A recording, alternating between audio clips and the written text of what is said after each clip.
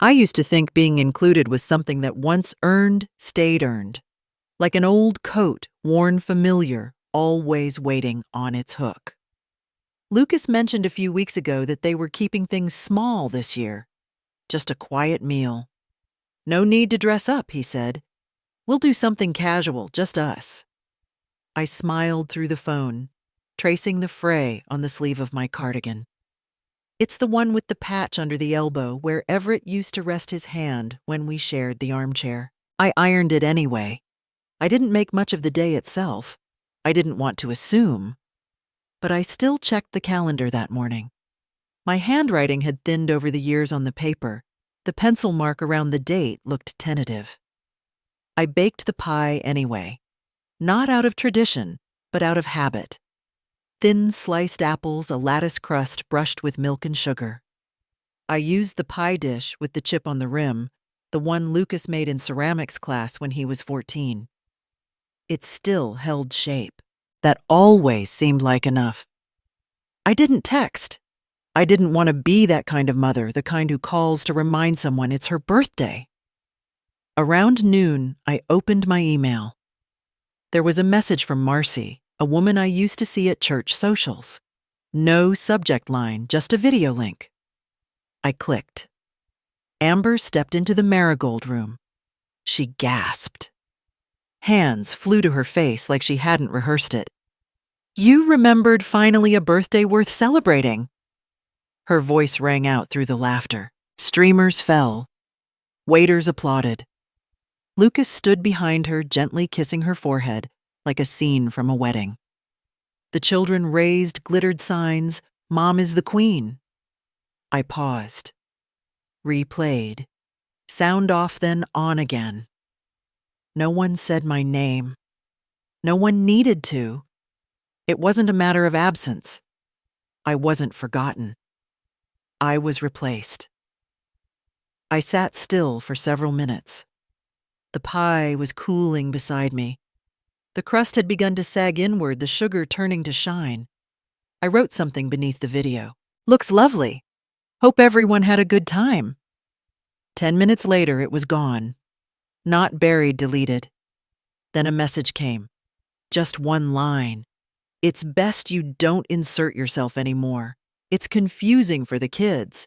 No greeting, no signature, just conclusion. I stood up, wrapped the pie in 2 layers of foil and carried it to the car. I drove with the windows cracked. No radio. The wind circled in quietly, then left. Their house had a new wreath on the door. I recognized Amber's taste. Neutral tones, expensive simplicity. I knocked once lightly. The door opened to 5 inches of space. Oh, this isn't a good time. Amber's voice didn't rise or fall. She looked at the pie, not at me.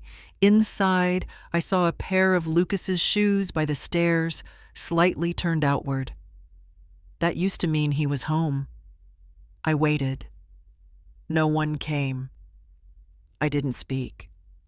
I turned careful not to let the pie shift. At home, I left the pie on the counter. I changed out of the dress. The hanger creaked when I returned it to the closet.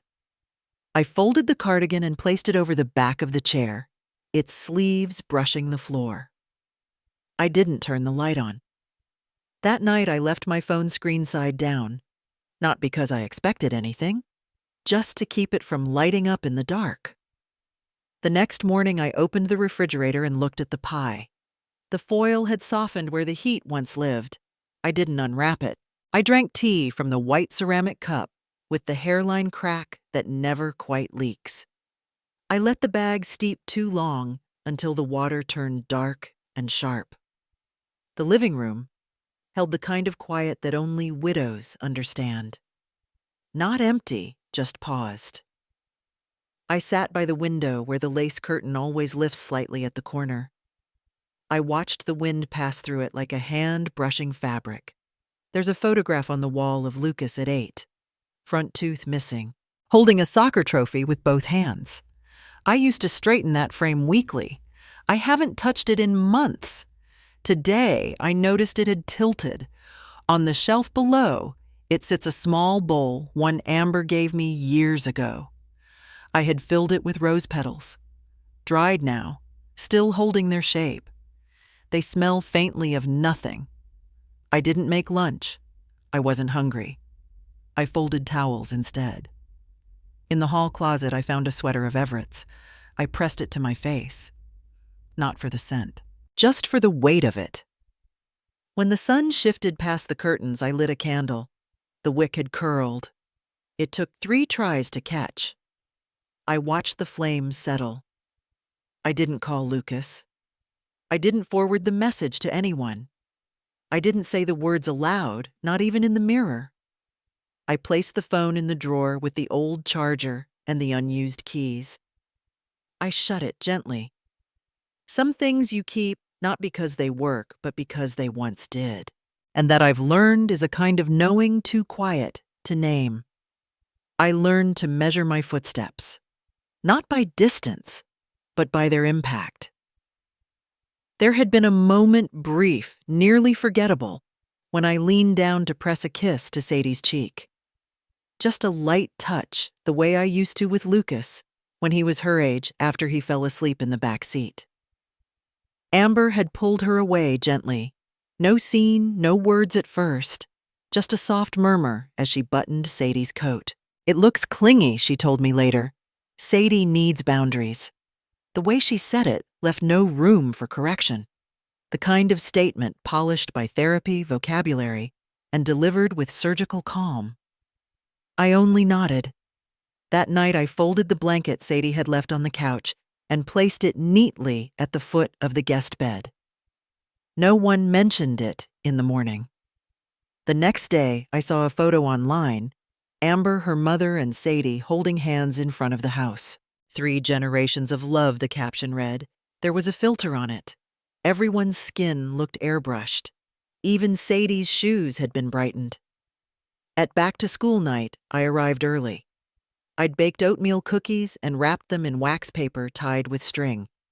The flowers were from my own yard, hydrangeas slightly wilted at the edges, but still blooming.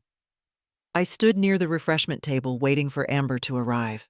When she did, she smiled at me briefly, then placed a hand on the shoulder of a woman next to her and whispered something. I heard it clearly. She used to babysit when Sadie was a baby. She gets confused sometimes, poor thing.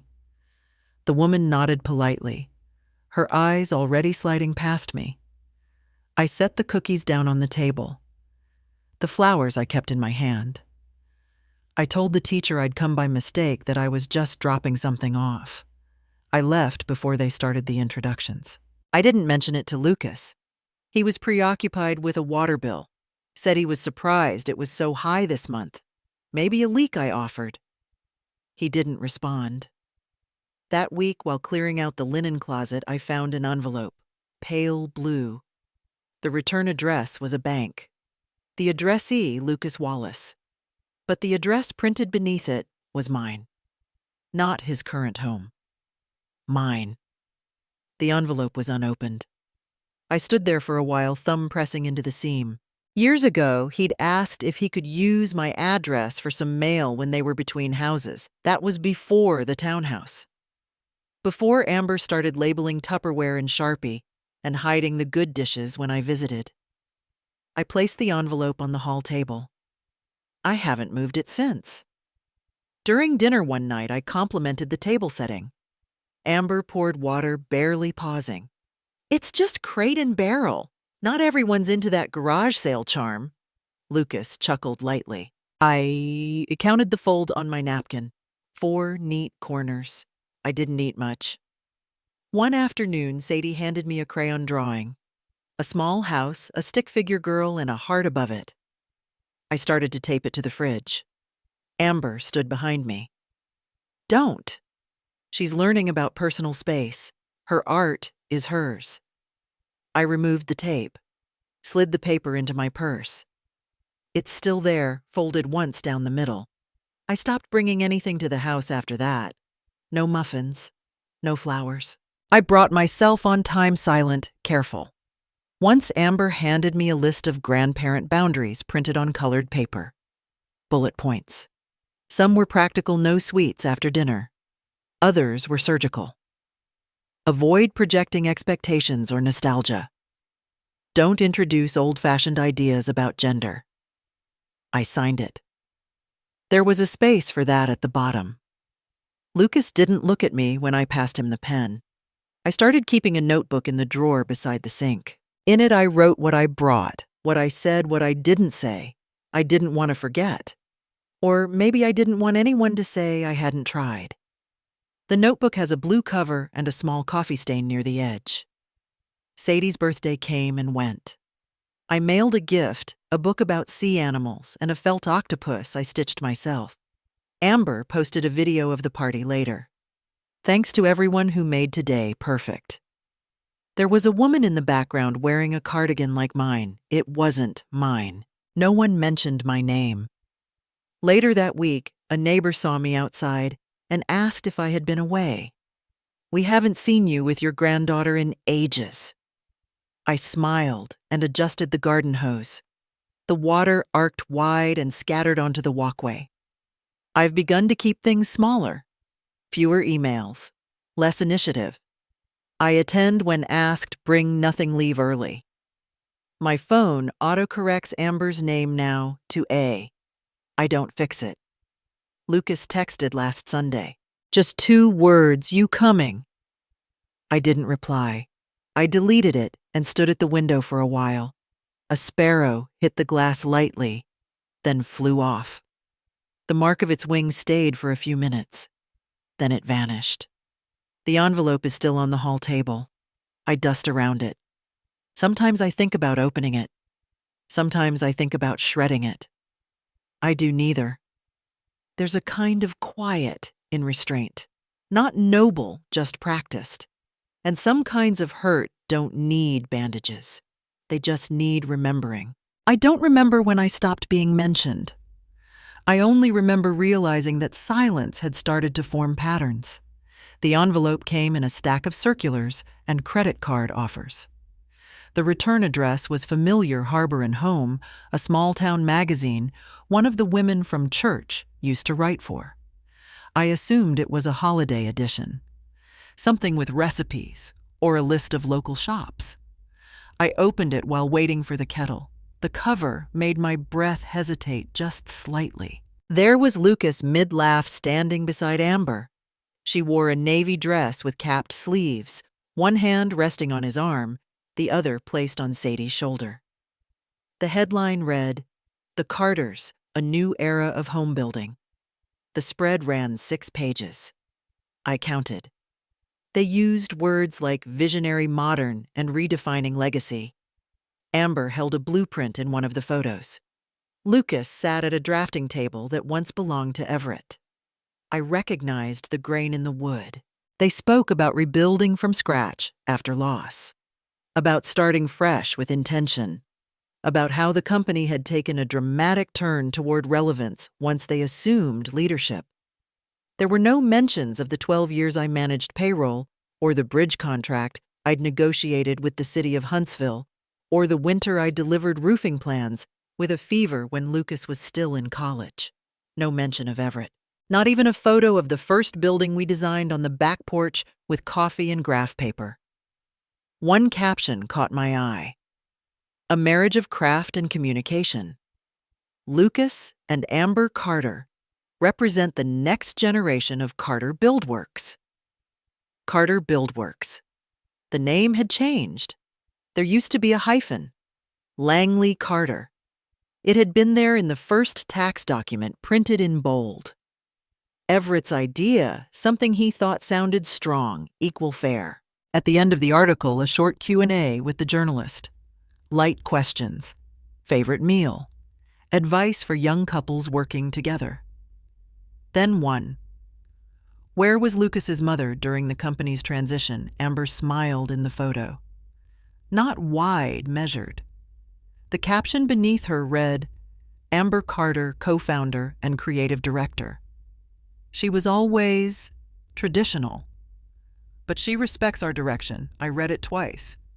Then again with my finger resting just under the word traditional.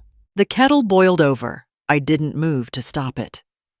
Later that week, while sorting tax forms for the HOA, I noticed an unfamiliar transaction listed under the joint account Everett had opened years ago. The account was supposed to remain untouched. Lucas had co-signing authority from when he helped with Dad's estate. But the withdrawal nearly 5 years ago was large. Too large to forget. I didn't call the bank. I didn't confront anyone. I copied the transaction ID and account number on a Post-it note, folded it, and slid it into the back of my address book. The ink smudged slightly on the corner. That evening, I reheated a can of tomato soup and poured it into one of Everett's old mugs, the green one with the chip near the handle. I stirred it without appetite. Lucas called during Jeopardy! I let it ring out. The next morning, I checked the mailbox again. Just once. A small habit I hadn't broken. It hadn't been a mistake. I pulled out an old filing box from the coat closet. The metal edges had dulled, and the top hinge clicked when opened. Inside, the earliest documents from the company. Receipts typed on carbon paper. A photo of Everett with a measuring tape around his neck. And a contract dated 1991 naming 2 founding members, Everett Langley and Beatrice Langley. No hyphen. Just us. The final page was initialed in blue ink. Mine. His. Lucas's name appeared once as a witness. Tucked behind the folder was a more recent version, not more than 2 years old. The paper thicker. The design modern corporate. I flipped through it until I reached the signature line. Everett's name was gone. So was mine. There were only 2 signatories, Lucas Carter and Amber Carter. On the final page, someone had marked an earlier clause, one I had written myself, in the original filing. Any structural or leadership changes must be approved by both founding members or their legal representatives. That line had been crossed out in red pen. Not once, but several times, as if the first strike hadn't satisfied. The ink was fresh enough to bleed slightly through the page. I sat on the floor, the contract in my lap, one hand resting on the manila folder that still smelled faintly of dust and lavender drawer liner. I didn't cry. I didn't curse. I didn't scream or call anyone. I didn't tell the women at church or the notary who still sends me Christmas cards. I simply replaced the contract where I found it aligned the edges and closed the file box slowly, listening for the latch to click. Somewhere behind me, the wind nudged the side of the house. It made the window frame hum. I opened the drawer where I kept the old ring Everett gave me on our 20th anniversary. The stone had long since dulled. I touched it once and left it there. I left the kettle cold. And that night, I wrote nothing in my notebook. Only a date. Nothing else. I used to think shame came with raised voices or slammed doors. Now I know it can arrive wearing pearls and a practiced smile. Sharon called it a small gathering, nothing fancy, just some parents getting together before the fall term started. I wrapped the lemon shortbread in wax paper, tied the tin with blue ribbon, and pressed down the corners of my blouse until the seams lay flat. The mirror caught a faint lipstick line on my teeth. I wiped it with a tissue before stepping out. Amber didn't expect me. That much was clear. Her shoulders drew tight the moment she saw me walking in behind Sharon. Her smile came a beat too late. Oh. Sharon brought her friend. I nodded. The tray felt heavier in my hands than it had in the car. Amber moved among the other parents, like a hostess in her element. At one point, I heard her introduce me to someone near the drinks table. She's an old neighbor. Very traditional. I placed the tin beside the fruit bowl and stepped back. The ribbon had slipped slightly. I tucked it underneath so no one would trip. A woman in a navy shift dress leaned toward Amber. "Is that Sadie's grandmother?" Amber reached for a glass of sparkling water. She's not involved in the kid's life, really. My name floated nowhere in the conversation. I could still feel the indent of my shoes against the patio brick as if I'd stayed there longer than anyone else. Later, a man near the grill asked if I wanted a drink. I shook my head. He smiled, then nodded toward the shortbread. Homemade, I nodded again. Tastes like something my grandma used to bake. Dense, but good. I murmured something about butter ratios and moved away before he could say anything else. The sun dipped low, catching the edge of Amber's gold watch as she gestured toward the dessert table. Her voice carried above the rest. "We'll raffle off the wine basket soon. Don't go too far." I stood near the ferns with Sharon, who was chatting with someone about school lunches. Her hand hovered over mine for a second, but didn't touch. When the conversation paused, she reached into her purse. "Someone took a photo," she said. "Look at this." She showed me the screen. Amber leaned into a man I didn't recognize. One hand rested on his shoulder. The other brushed her hair behind her ear. Her eyes didn't look at the camera, they looked at him. I handed the phone back without a word. That night I boiled water for tea, but never poured it. I opened the cabinet where I kept the tax documents, insurance forms, bank letters. In the back, the red folder I hadn't touched in years held copies of the joint credit accounts Lucas opened after Everett passed. Amber's name appeared on some as an authorized user. I started pulling statements. April, June, August. One stood out, 3 consecutive ATM withdrawals, each just under the reporting limit. One transfer labeled Consulting D. Monroe, Inc. That name again. It wasn't the first time I'd seen it. I just hadn't noticed how often. I didn't sleep that night. I moved slowly through the house. The floor creaked differently when I walked barefoot.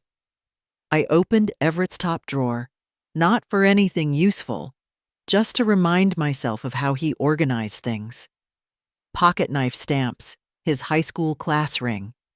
It still smelled faintly of Old Spice and cedar. The ring I used to wear sat inside a porcelain bowl near the sink. I hadn't worn it in months. The skin beneath it had smoothed out like it had never been there at all. I sat at the table and opened a yellow legal pad. I didn't write names, just words. Consulting, ATM, Monroe, photo, not involved. I underlined nothing. At 8:12 the next morning, I called Frank Delaney. "I need a list of all financial accounts that bear my name," I said. I didn't explain. "I also want to know if anyone has recently signed my name under power of attorney." I heard the intake of breath on the other end. It didn't matter. I'm not looking for confrontation, just clarity. After hanging up, I cleaned the stove top. A thin film of oil had gathered near the back burners. I used baking soda and vinegar, 2 things that always worked no matter how old the stains. The lemon shortbread tin sat on the counter, still full. I placed it in the freezer. Later that afternoon, I folded the blouse I'd worn to the party and slipped it into the back of my closet. I didn't want to see it again, but I couldn't throw it away. Some fabrics hold the memory of silence too well. The note I wrote to myself went into the back of my address book behind a page labeled Emergency Contacts. No one uses address books anymore, but I'd always liked how the paper felt slightly soft, almost cotton-like. As the sky darkened, I sat near the window and watched the neighbors rake leaves. Their laughter reached me faintly through the glass. I wondered if their mother ever got introduced as a friend. I didn't move to close the curtain. I just sat still and counted backwards from 10. I didn't speak. I didn't write back. I didn't offer more cookies. Only the sound of a soft drawer shutting and a name I folded shut inside it. I used to think silence was what you gave to strangers. Now I know it can also be what you offer those who've forgotten your voice. The forms were already in the envelope. I didn't hesitate this time. The ink on my signature had dried hours ago, but I held it in my lap a while longer the way I used to hold a sleeping child before putting them down. There's something final about that second breath when the body adjusts to being alone. At the post office, the woman behind the glass asked if I needed tracking. I nodded, not because I did, but because it mattered that someone else knew it was on its way. Amber found out first. Lucas's voice came through the phone like a knock on the window, muffled, uninvited. She tried to pay for a jacket. They cut the card. Pause. Did you do this? I closed the fridge door. I had forgotten the milk. I let it sit out. It turned warm in the carton, but I didn't move. The next message came 2 hours later. This isn't you. I stared at the screen. His name glowed blue above the text, like it still belonged to someone I hadn't met yet. I didn't answer. That evening, I warmed leftover soup and let the steam rise without a lid. I didn't blow on the spoon. I let it cool by itself. The envelope from Frank arrived the following morning, plain and uncreased. Inside was the trust deed for the house Lucas lived in. Langley Family Trust. Trustee Beatrice Langley. Notarized, filed, all correct. I made a cup of tea. Let it steep long enough for the bag to sink. The ring it left on the saucer looked like a stain from something older. When Lucas came, he didn't knock. He used his key. I need to understand, he began. Are you saying this house was never mine? I wiped a corner of the table where the sugar bowl had left a circle. You've been paying into the trust, I said. You just never asked whose name was on the title. He stood for a moment, then sat, then stood again. You should have told me. I folded the cloth napkin on the table into thirds. You let us think, he broke off. You've always controlled everything, quietly. Haven't you? There were no raised voices, only unfinished sentences. She's embarrassed, he said. Amber, she thinks you're doing this to punish her. I didn't answer. I couldn't remember the last time I'd spoken her name aloud. He glanced toward the foyer. His coat was still buttoned. She's under pressure. There's a lot going on. I unfolded the deed and placed it between us. This is retaliation. I shook my head. Just once. Then, what is it? I ran my thumb along the edge of the paper. A correction, that's all. He left not long after. I didn't ask if he'd stay for dinner. The soup was still in the pot. I turned off the stove. Later that week, I wrote a letter, not with a computer, with my hand, my own pen, the one I kept tucked behind the dish rack for grocery lists and forgotten birthdays. I used a single sheet of paper. No lines. The ink bled a little. I won't interfere anymore, but I will no longer fund harm. I didn't sign it. I didn't need to. The envelope was one I'd saved from a box of note cards Lucas had given me 15 years ago. Pale blue. Matte. A whisper of color like something meant for spring. I mailed it without return address. That night, Amber tried to call. Twice. I let the phone ring until the light disappeared. Lucas called once more. His message was short. We'll figure it out. But you need to stop. I turned the phone face down. The next morning, I opened the freezer, took out a loaf of banana bread I'd baked a week earlier, and wrapped it again tighter this time. No label, no name. I put it back. The television stayed off that day. I sat in the living room holding a pair of Everett's old reading glasses. They still bore the smudge of his last fingerprints faint on the edge of the left lens. I cleaned them gently and put them in the drawer beside mine. Frank called. Left a voicemail. All the documents are in order. No irregularities. You're clear to move forward. I didn't call back. That evening, I sat at the kitchen table and counted the teaspoons. One had a faint bend in the handle. One was missing. I didn't replace it. The house was quiet in a way it hadn't been in years. Not empty, just unoccupied by other people's wants. There were no plates waiting to be cleared. No voices upstairs. No candles burning themselves out. I took down a framed photograph from the hallway. Lucas at 5, covered in frosting. I didn't cry. I wrapped it in cloth and placed it in the chest at the foot of the guest bed. I deleted my social media accounts that night. All of them. I didn't announce it. I didn't warn anyone. I just erased the archive of smiling confirmations. No one called the next morning. I opened a new checking account, transferred a portion into it under my name alone, left the rest untouched. At the bank, the clerk handed me a card with a temporary pin. Her eyes didn't linger. No judgment, just process. "You're all set, Ms. Langley." That night I made apple crisp. The crust browned unevenly, but I didn't fix it. I ate one square and placed the rest in a container. It stayed in my refrigerator for days. By the end of the week, I unplugged the landline, tucked the cord away. No explanation, just a decision. I kept the spare key under a chipped ceramic planter, the kind you'd find at a yard sale for $2. I wasn't expecting visitors, but the habit of preparing for someone else lingered like a voice you forget to stop listening to. The apartment was nothing special. One window faced a brick wall. The couch had a spring that creaked when I shifted my weight. The paint on the cabinet handles had flaked off in soft curls, and the faucet made a sound like teeth chattering when turned too far left. But when I walked in that first evening, carrying just one suitcase and a paper bag with tea and bread, I noticed something unfamiliar.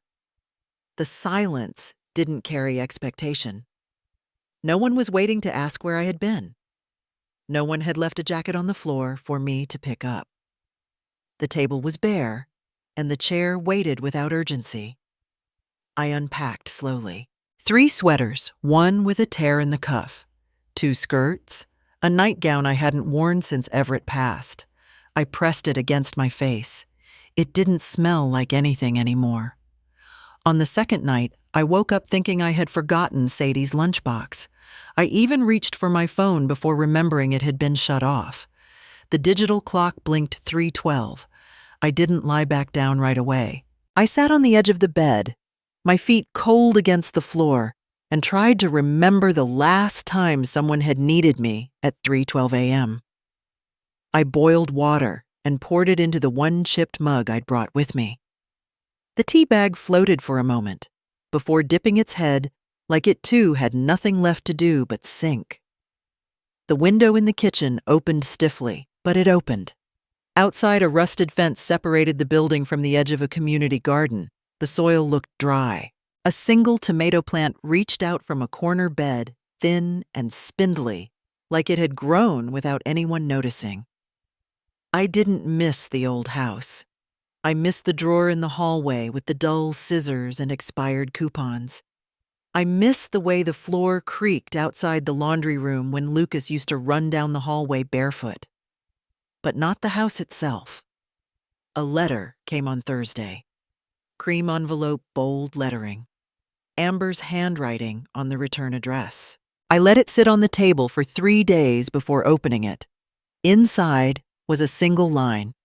"You will regret this. You're losing your family." I folded the paper without reading it twice. No return note. No need. I slipped the letter behind the refrigerator and deleted the number she had used. The next morning I made toast. Just one slice. The jam was too sweet. I left half of it on the plate and stared at it as if it had said something unkind. When I stepped outside that day, a boy from the neighboring unit held the door for me. Maybe 11, maybe 12. His shirt read, "NASA failure is not an option." He didn't look up. That felt like kindness. A woman I'd seen before stood near the garden fence. She nodded toward the empty bed. "Not much grows there unless someone bothers," she muttered. Not to me, but toward the dirt. I nodded back. That was enough. That evening I sorted through the folders I had taken from the safe. Bank statements, ownership documents, trust fund logs. I highlighted Amber's last withdrawal. A handbag boutique in D.C., $3, $460.42. The receipt had final sale stamped in red at the bottom. I wrote one note and sealed it in an envelope addressed to Frank. I will no longer authorize any access outside my oversight. I didn't feel victorious. I just felt done. The couch spring poked again when I sat back down. I let it. I didn't shift. By the second week, I started walking to the corner grocer at 6 a.m. The streets were mostly empty, but the air was awake. The woman at the register always handed me a receipt even when I said I didn't need one. "I like to keep things clear," she once muttered. Her nails were always clean, trimmed square, like someone who didn't forget the small things. I bought eggs, flour, 1 lemon, and made scones without measuring. They turned out dense and cracked, but they filled the apartment with a scent that didn't belong to any memory. I didn't offer them to anyone. A voicemail blinked on my phone the next day. "Lucas. Mom. I don't know what's going on. Can we talk? Please." I deleted it without playing the whole thing. Not because I didn't care, but because there was nothing left to explain. The ground had shifted. I had simply stopped standing still. I found the ring Everett gave me in the back of my drawer, tucked inside an old Altoids tin. It didn't fit my ring finger anymore, so I wore it on a chain around my neck. Not because I missed him, but because it reminded me of the version of myself who once believed in permanence. One evening, I sat by the window and watched a man dig into the garden bed. He moved carefully, not hurried. He pulled weeds with a kind of reverence, like each root had earned its place. When he left, the dirt remained raw, upturned. But something about the emptiness felt ready. I didn't sleep right away that night. I made tea and sat on the floor instead of the chair. I rested my head against the wall and listened to the hum of the refrigerator. A soft, steady hum. Nothing waiting to be said. Nothing expected in return. And for the first time, I didn't flinch at the quiet. I never liked oatmeal cookies, too dry, too eager to please. They always reminded me of something people bring when they don't know you but want to seem kind. I stared at the tin on my counter still unopened. The knock had come just after 10. 3 slow taps, then silence. I didn't ask who it was. I already knew. People only show up when something falls apart, or when they need to convince themselves it hasn't. Lucas stood there with both children in tow, Sadie holding a coloring book, and Caleb chewing on something. I noticed the detail because I always notice the small things: the untied shoelace, the mismatched socks, the way Lucas's eyes kept darting behind me like he expected someone else to speak first. "Amber said you might have misunderstood some things. She's under a lot of pressure lately." He set the tin of cookies down as if it were an offering. Like peace could be packaged with raisins and sealed with a ribbon. I poured water into the kettle, though no one had asked for tea. He didn't meet my eyes until I placed the chipped mug in front of him. "She said the kids miss you, that maybe we should try again." I didn't answer right away.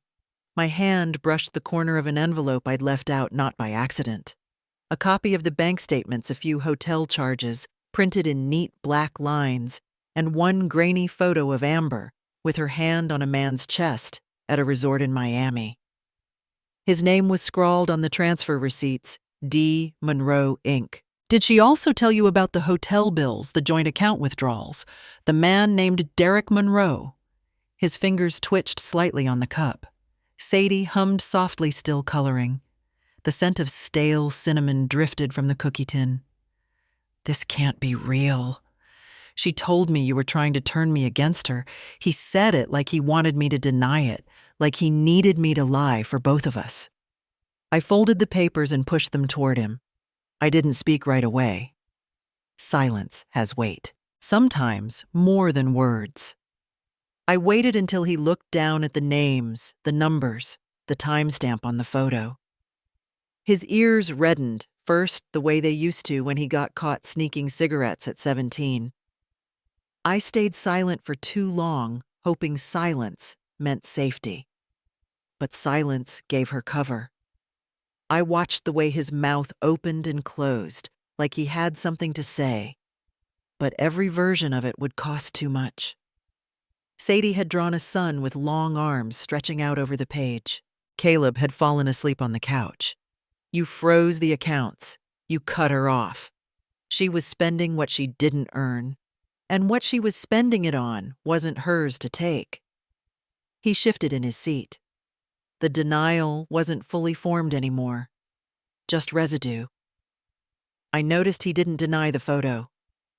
She says you never liked her. I never liked being erased. That's what it was. The quiet, slow erasure of everything I had built. Rewritten history printed in glossy family magazines where my name never appeared. Birthday cards with someone else's handwriting. A home I cleaned for strangers who thought I was the neighbor. And now they had returned not with an apology, but with store-bought cookies and excuses wrapped in concern. I told her you weren't the enemy. Then why did she make me one? He blinked. The question hung there like dust in a sunbeam, visible only when it's already floating away. I don't know what to do. You don't have to. I stood. Not to send him away, not yet. I didn't reach for the photo. I didn't raise my voice. I looked at the hands I once held when he was small, when he would cry over scraped knees and missed shots, and birthday parties with only 2 guests. And I thought about how none of that had changed. He still cried when things didn't go his way. Only now someone else had taught him how to point the blame. He gathered the kids. Sadie waved without looking up. The picture was finished crayons splayed around her like petals. Caleb rubbed his eyes and asked if they were going home. Lucas didn't answer. At the door, he hesitated. Do you want me to leave the cookies? I nodded once. Not because I wanted them, but because pretending to receive something was easier than rejecting someone who didn't know how to give. The door closed gently. I watched the latch settle. I waited until the footsteps faded, then walked to the trash. I held the SIM card between my fingers. It was small, lighter than it looked. I dropped it in without ceremony. If someone looks for me only because they've lost what I once gave, they've already forfeited the right to find me. The cookie tin stayed unopened. I used to lower my voice when speaking in public, as if shrinking my presence might spare someone the inconvenience of noticing me. The library gave me a name tag, just Beatrice, in soft serif print. The magnet held it gently to my cardigan, and I caught myself checking if it was straight every few minutes. The small room in the children's corner smelled like dusted felt and orange-scented wipes. I arranged books with spines turned perfectly out, placed pillows in a half circle on the rug. One had a tear in the seam, leaking white stuffing, like breath held too long. Kaylee, the young manager, smiled when I arrived early each morning. She wore high tops with daisies and called the back room her battle station. You have this way of making a quiet space feel alive. I didn't answer. I just adjusted the books again and nodded once. The job wasn't difficult. 3 days a week. Organized titles run the story hour. The children didn't expect me to teach them anything, just to read. They leaned against pillows with runny noses and open mouths, asking for fairy tales, dragons, or trucks. I stuck to classics ones with woods and wolves and grandmothers, who were never quite what they seemed. One Thursday, I opened the book and looked up to begin. She was sitting in the back, a red hair clip, a scratch on one knee, a juice stain on the edge of her sweater. Sadie didn't look at me right away. Her eyes darted to the walls, to the posters, to her shoes. Then they met mine just for a second. She bit her lip and looked away again. I read the story without pause. No names, no questions. When the hour ended, she waited until the other children were gone. I kept folding the quilted rug. She stood for a while, her thumb tucked into the strap of her backpack, then turned and left. That was all. But her face lingered in the air like the scent of a flower that had brushed past you in a crowd, brief, uncertain, but unmistakable. That night, I washed the cardigan I'd worn not because it was dirty, but because her glance had settled into the fabric. On Saturday, I planted basil on the balcony. My hands were steadier than I remembered. I lined up the pots in a row and watered them with the mug Everett used to keep on his desk, the one with the chipped rim. Something about the way it poured reminded me that not everything broken needs fixing. At the co-op market, I bought a pair of red shoes. Canvas, simple, nothing extravagant. I didn't try them on. I knew they'd fit. The man at the register looked surprised. Maybe he expected someone like me to buy orthopedic soles or neutral tones. "These are fun," he said. I paid in cash and didn't respond. In my apartment, I left them by the door and didn't wear them for a week. Then one morning, I put them on just to make tea. They made a quiet sound against the tiles. Not loud, just enough to be noticed. At the community board, a woman asked if I'd join the volunteer kitchen team for Sunday meals. I gave her my name first and last. She spelled it wrong on the sheet. I didn't correct her. On the third Monday of the month, a letter came. It wasn't handwritten. It came in a manila envelope, thick paper, typed in a font that tried too hard to look professional. The return address belonged to a firm in the city. The name at the top was not mine. On behalf of my client, Amber Carter. I read the letter once. There were words like amicable resolution, mutual interest, and preservation of dignity. I flipped to the last page. She wanted me to withdraw my financial complaints. In exchange, she'd consider a voluntary settlement and cease public comments regarding our family affairs. I tore the letter into strips and fed them through the shredder. I didn't shake. I didn't even feel the click of the blades, though I watched each piece disappear slowly, like minutes I would never return to. I cleared the shredder bin when it was full, tied the bag, and placed it beside the door. The next day, Kaylee asked if I'd consider leading the Tuesday poetry hour as well. "There's something about the way you read," she said, "like you're not performing." I told her I'd think about it. Later, I copied 2 poems onto blank cards and slipped them into the back of my planner. Lucas didn't call again. Amber hadn't sent another message. Caleb hadn't asked for a birthday visit. That silence, once sharp like ice, had softened. It no longer pressed in. It just sat in the corner like an old coat I didn't reach for anymore. I made lentil soup on Thursday and froze half, not for company, just because I liked the taste better after 2 days. I stopped checking my phone before bed. I let the basil sprout too far before trimming it. I wrote thank you notes with a pen I'd kept since Everett's last conference, the ink still smooth, still blue-black, like his signature. In the mirror, I noticed a new line around my mouth. I traced it with one finger and didn't pull the skin back.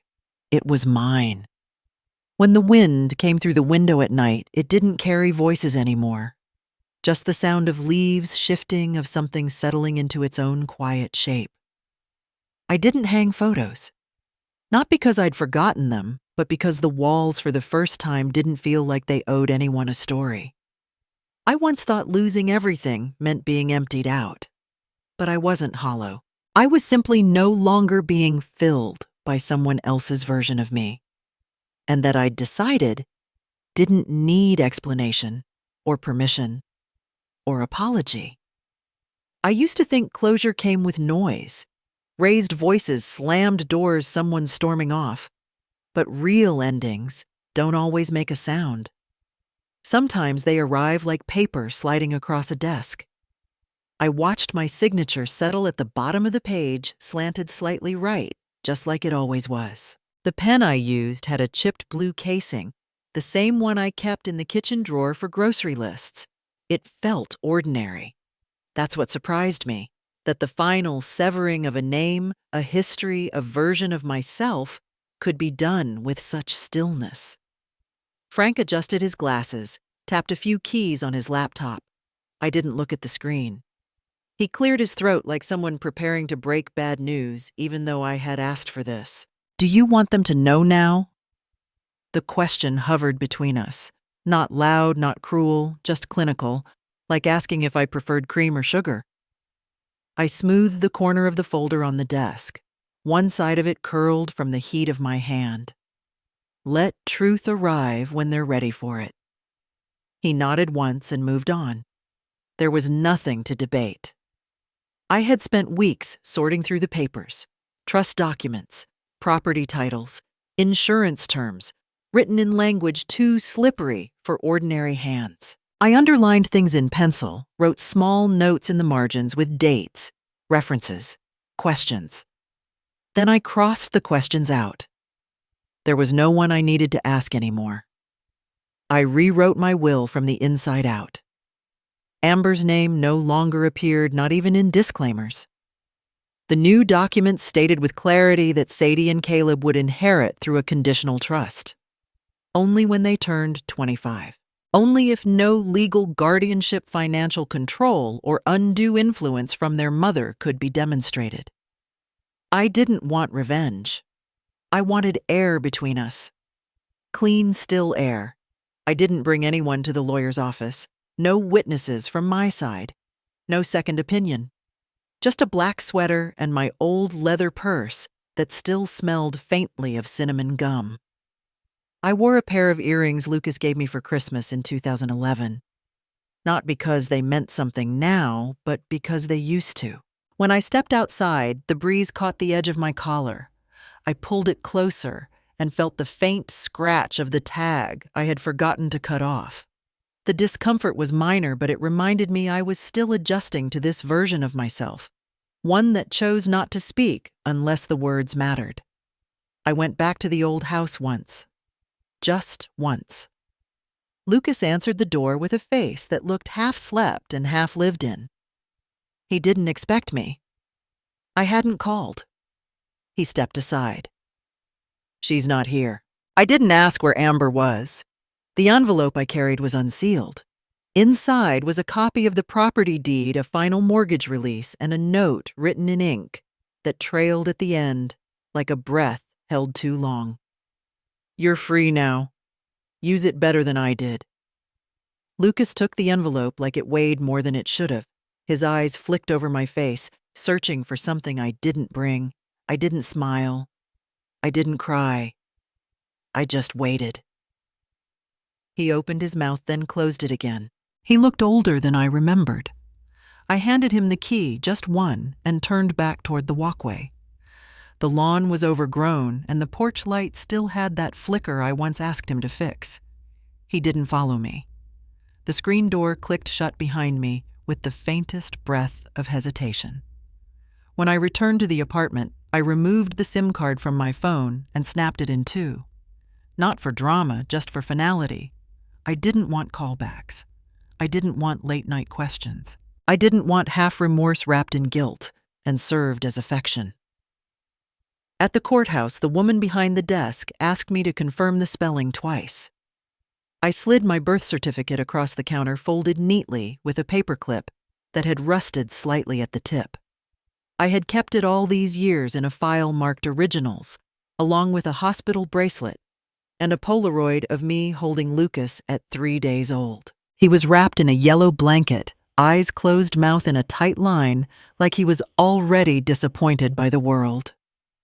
Beatrice Monroe. That's how they printed it. Not Langley. Not the name I took when I was still trying to prove something to someone who no longer even had a face in my memory. Monroe, the name I scribbled on school tests, the name sewn into a camp backpack, the name my mother once embroidered on a lavender apron. I signed with that name. Slowly, letting the letters form themselves the way they used to when my hands were steadier and the world made simpler demands. Is this correct? The clerk asked. I nodded. I stepped outside without ceremony. No one waiting at the steps. No balloons, no bouquet, no car honking. Just traffic in the distance and a small chip on the edge of the courthouse stone where someone had once carved initials that were no longer legible. When I got home, I lit a candle not for symbolism, just for light, and sat with a cup of mint tea. The cup had a faint crack along the handle. I'd glued it once years ago when Amber knocked it off the counter and didn't notice. I had kept it anyway. A letter from the lawyer's office was waiting on the table. Not Frank's. This one bore Amber's name through her attorney. It offered an amicable resolution and a request to renegotiate distribution terms if current claims were rescinded. I didn't read past the second paragraph. The tone was too smooth. The wording too careful. I folded it back into thirds and dropped it into the shredder. The paper made no sound as it disappeared into the blades. Just a gentle whirring and then silence. I poured more tea and looked at my reflection in the window. The night outside blurred the glass and I could only see the outline of myself still centered, not searching. They would say I withdrew, that I cut ties, that I made it difficult. Let them. Some truths don't need announcing. They just need to stop being denied. I no longer measure time by the calendar. I count it by the quiet. There's a ceramic teapot on my stove now, the kind with hairline cracks only visible when the light hits just right. It whistles differently than the electric one I used to own. This one sounds more like breath than alert. I keep 2 cups in the cupboard, though only one sees daily use. Today, I sat with a book I'd already read 3 times. The spine had softened under my hands, pages no longer stubborn. I had underlined something once, years ago, in blue ink. We begin by listening to ourselves when no one else will. I remember doing it, but not why. That feels appropriate. The basil by the window is still thriving despite my inconsistent watering. I trimmed the leaves this morning, rubbed one between my fingers. It left its scent long after the leaf was gone. I used to plan dinners by how many would be joining. Now I cook by memory, not necessity. Today, it was lentils just enough for one with rosemary, from the plant I'd thought was dying back in spring. It wasn't. It just needed replanting. There was a letter from the energy company tucked between grocery ads and a dental appointment reminder. I read it, standing up, threw away the envelope, folded the paper, and placed it under the sugar jar. I'll deal with it tomorrow. When Caleb and Sadie visit, they always bring noise. Not the kind I dread, but the sort that rearranges a room. Crayon caps, shoelaces, undone the hum of whispered conspiracies behind closed doors. Last Sunday, they painted a birdhouse. It's still on the balcony rail, lopsided. Blue roof, green walls, and a red door where no bird will perch. But I leave it there. They'll want to see it again. Lucas doesn't stay long. He brings them kisses, their heads, and hovers in the doorway. Sometimes he lingers. Other times he checks his watch before he even sits. Last time he noticed the second cup on the table. You expecting someone no? He didn't ask again. He just looked at the cup, nodded once, and reached for a cookie Sadie had left behind. There was a voicemail from Amber 3 weeks ago. I never listened to it. The icon blinked on my phone for days. Then I deleted it. Not out of anger, just disinterest. The same way one forgets the expiration date on a bottle of soy sauce in the back of the fridge. It no longer belongs to the meal. Kaylee from the library gave me a small note on a yellow square. It said, "The kids adore you. Come early next week, Caleb's class is visiting." Her handwriting was round and urgent, the way young people write when they want to sound casual. I pinned it to the fridge with an old magnet shaped like a cardinal.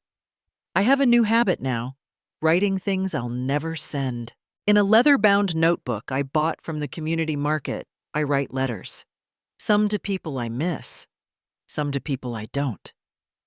Last week I wrote to my mother, not because there's something unresolved, but because I wondered what her hands would look like now if time had let her age beside me.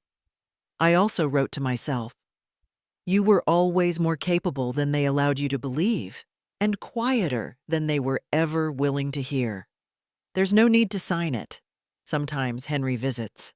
He knocks like he's unsure I still live here, even though he never fails to show up with either chrysanthemums or oatmeal cookies. Yesterday, it was both. We sat on the balcony watching nothing in particular. He brought up something about his sister's divorce, then asked, "Do you ever think it could have all gone another way if it had? I wouldn't have learned how to stop apologizing for surviving." He didn't speak again. Just offered a cookie. I took it. There's a sweater hanging behind the door that I haven't worn since March. It's soft, but shapeless now the elbow's thinned out.